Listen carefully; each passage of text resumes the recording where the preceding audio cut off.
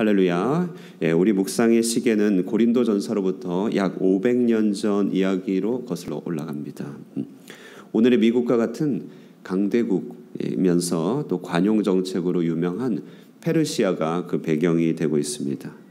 오늘날 테헤란을 수도로 두고 있는 이란이 바로 이들의 후예들이죠. 에스더서는 포로기에 쓰여진 책입니다.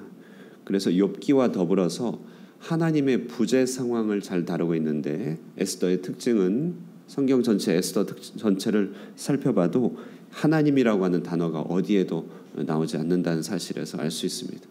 그러나 그 어떤 책보다도 하나님의 존재가 충만하게 드러나고 있는 책이 에스더서이죠.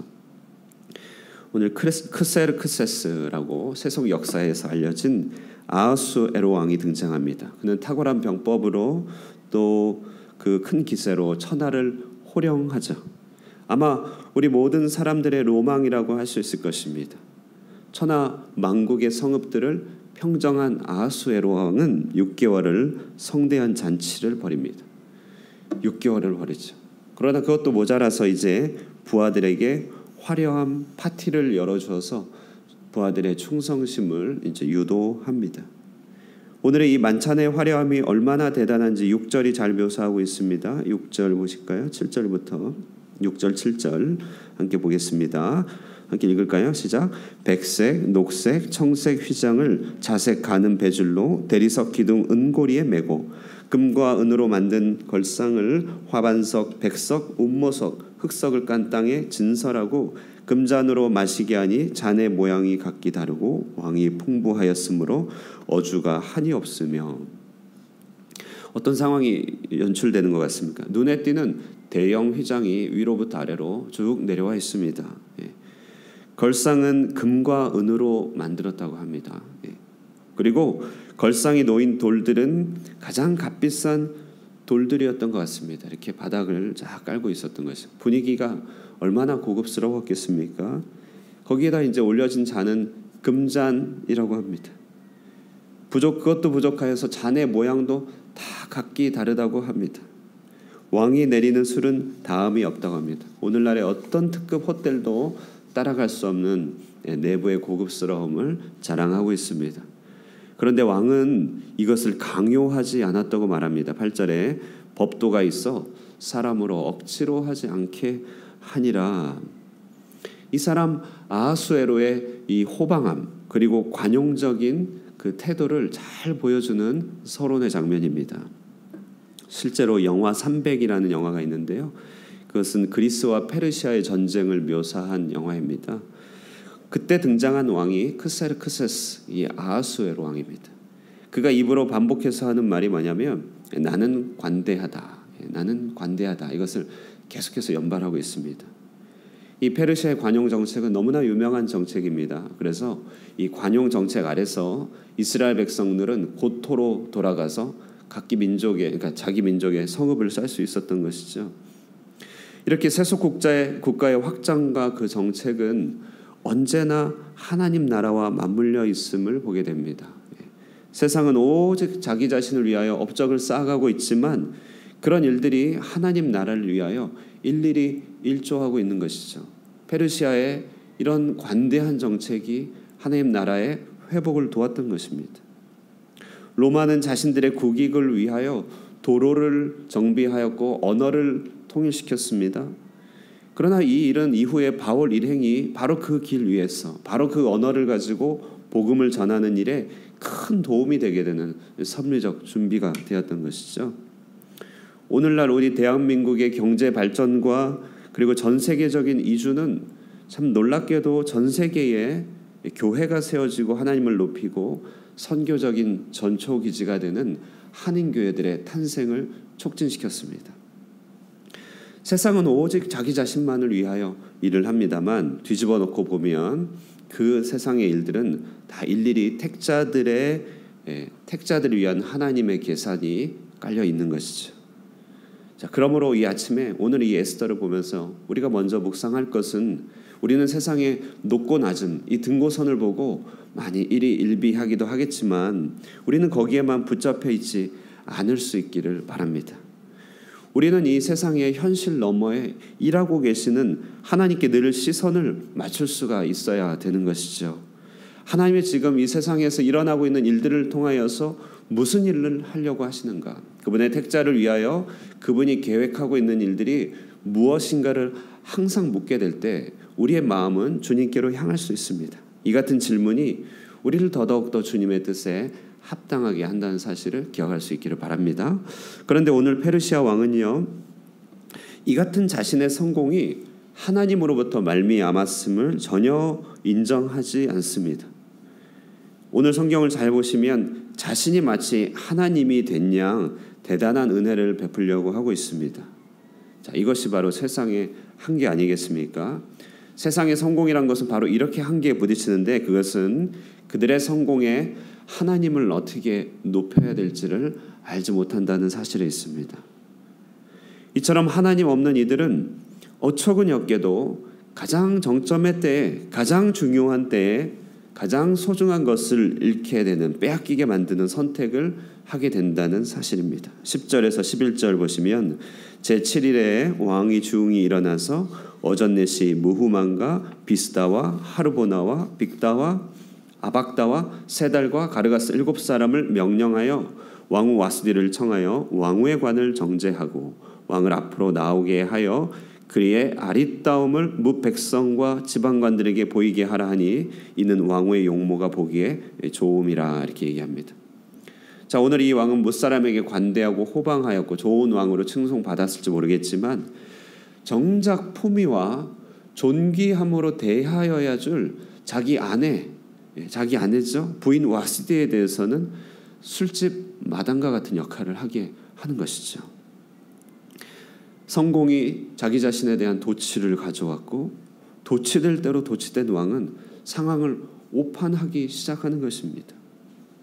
이때 자존심이 강한 이 왕후 와스디는 이제 정말 권력과 여색이라고 하는 말 그대로 주접스러운 대우죠. 주접스러운 대우 받기를 거절하고 반기를 듭니다. 그러자 천하 제일의 통치자는 옹졸함을 여실히 드러내는 것이죠.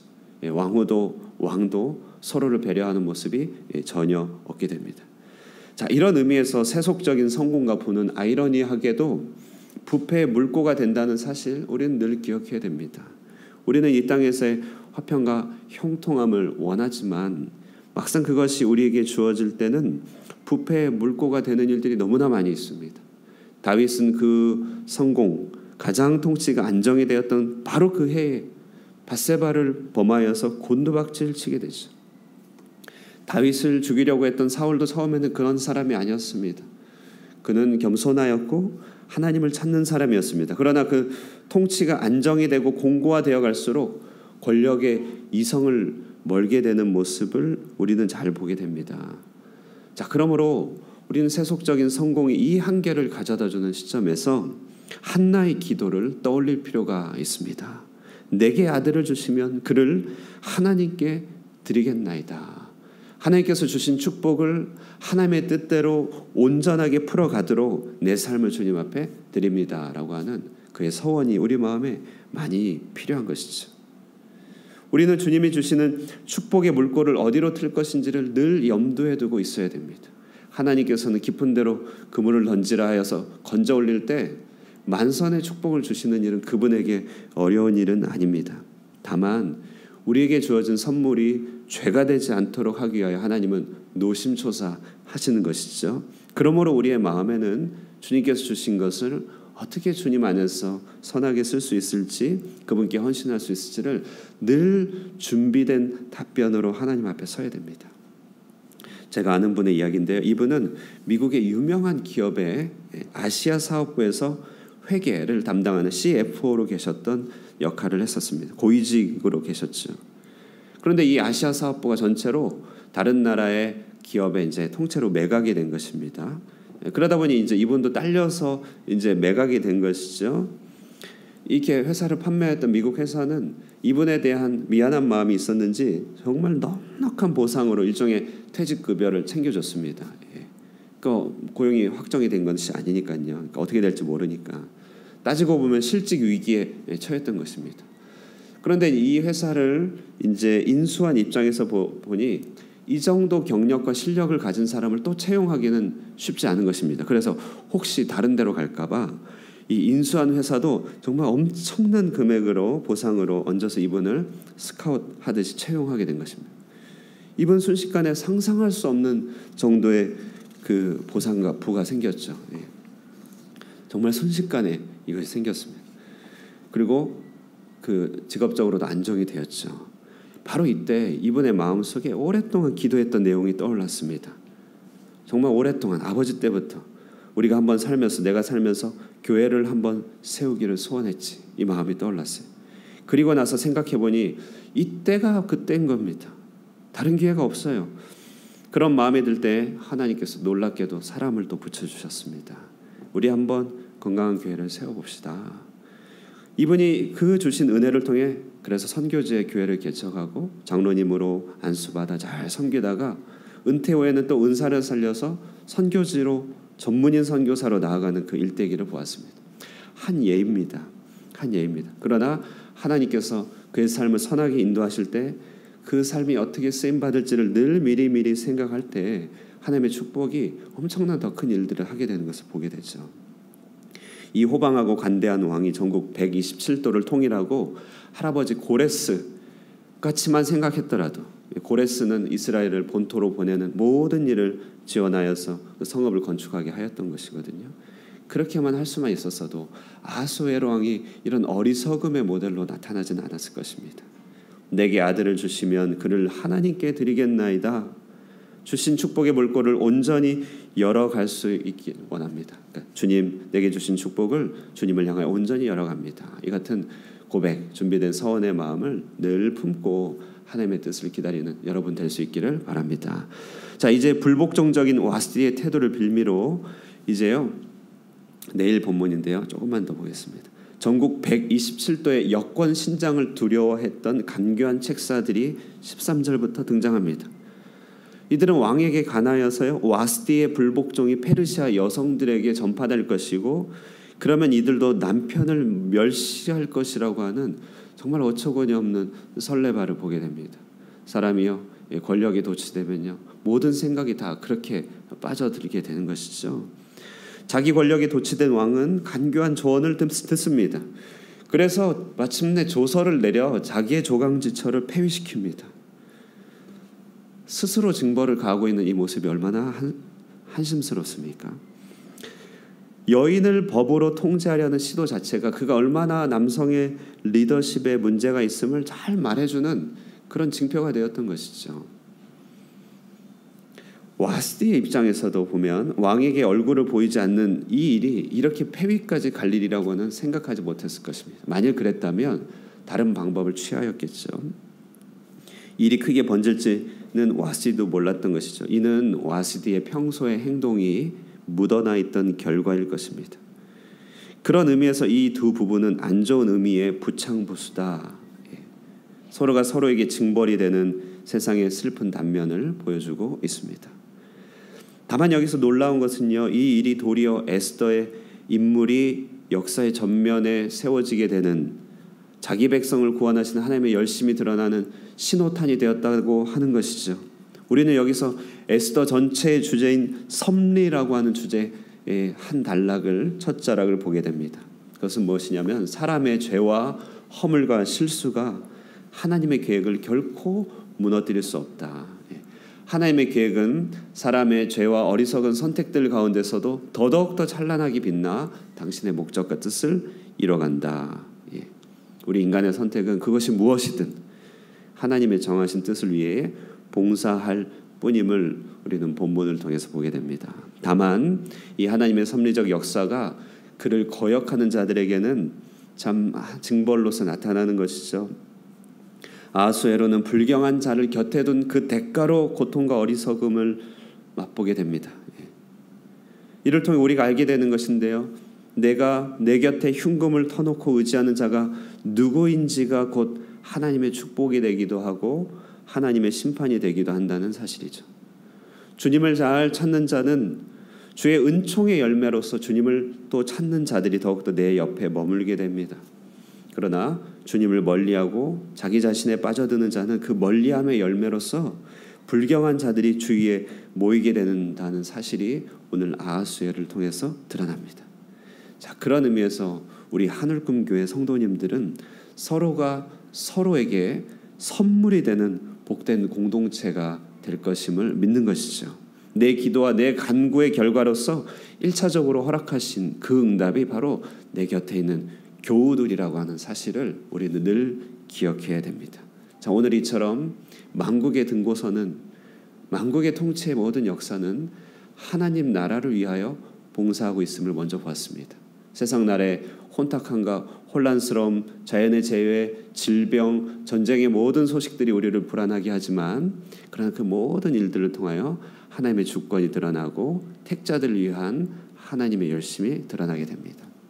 이 모든 일들 과정 가운데 하나님이 우리를 축복하여 주실 때 우리가 어떻게 하나님께 더 헌신할 수 있는지를 미리 마음으로 준비하고 서원하는 마음을 늘 품을 수 있기를 바랍니다. 끝으로 우리의 모든 실수와 죄악을 통해서도 당신의 뜻을 반드시 이뤄내시는 하나님의 섭리의 역사를 바라보면서 온전히 주님 앞에 충성할 수 있는 여러분 되시기를 주님의 이름으로 축원드립니다. 기도하겠습니다. 살아계신 하나님 감사합니다. 오늘 에스더를 통하여서 크시고 놀라운 지혜의 하나님을 바라보게 됩니다. 그 위대하신 하나님을 우리가 온 마음을 다하여 경배하고 찬양하기를 원합니다. 각국의 왕들과 각국의 지도자들은 자신이 온 세상의 주인인 것처럼 행세하지만 이 일을 통하여 여전히 하나님이 살아계시고 택자들을 위한 보호와 섭리의 역사를 드러내고 계심을 믿을 때에 오늘도 우리가 감사하는 마음으로 경배하는 마음으로 주님의 하시는 일들을 바라보길 원합니다. 그 선하신 뜻을 우리 가운데 계시하여 주셔서 우리로 기도로 늘 참여하며 동역하게 하여 주시고 주님께서 우리에게 베풀어 주실 선한 일들 앞에서 서원하는 마음으로 준비하며 더욱더 충성을 드릴 수 있도록 늘 깨어 있을 수 있게 하여 주시옵소서. 혹여나 우리의 실수와 어려움들, 우리의 여러 가지 또 잘못된 선택들이 있다 할지라도 그러나 그 일을 통하여서도 반드시 하나님의 뜻이 나타날 것임을 믿게 하여 주시고 더욱더 기도하고 간구하여 주님을 찾음으로 그 선하신 응답의 결과로 우리 주변의 선한 일꾼들이 더욱더 풍성하게 세워질 수 있도록 축복하여 주시옵소서. 이 아침에도 섭리하시는 하나님을 높이며 기도할 때 하늘의 하나님이 들으시고 응답하여 주시고 인생의 다급한 문제들과 어려운 문제들 앞에 주님 앞에 어려운 문제들을 놓고 주님 앞에 기도할 때 주님이 응답하여 주심으로 말미암아 우리 가운데 선하신 하나님이 살아계시다 증거할 수 있도록 축복하여 주시옵소서. 예수님의 이름으로 기도드리옵나이다. 아멘.